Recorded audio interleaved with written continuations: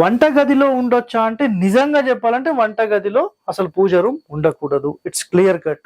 ఇక్కడ చూడండి. ఒక ఇంటిని ఈ విధంగా మనం 9 భాగాలుగా డివైడ్ చేస్తే మనం 100% పూర్తి ఈశాన్యం అంటే north east room, south east room and south west, north west. అంటే ఇది తూర్పు అండి. సో మళ్ళీ తెలుగులో చెప్పలేదంటారేమో. తూర్పు, దక్షిణము, పడమర, ఉత్తరం.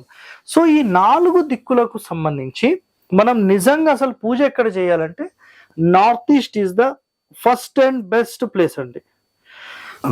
ఎవరైతే ఈశాన్యం రూమ్ చేసి అక్కడ పూజ గది పెట్టుకుంటారో అలా పెట్టుకున్న ఇంటి లోపల ఆధ్యాత్మికంగా కానీ, నాలెడ్జ్ పరంగా కానీ, బుద్ధివంతులు కానీ, ఒక టాప్ రేంజ్ లో ఆలోచించే విధానవంతులు కానీ ఆ ఇంటి లోపల ఉంటారు.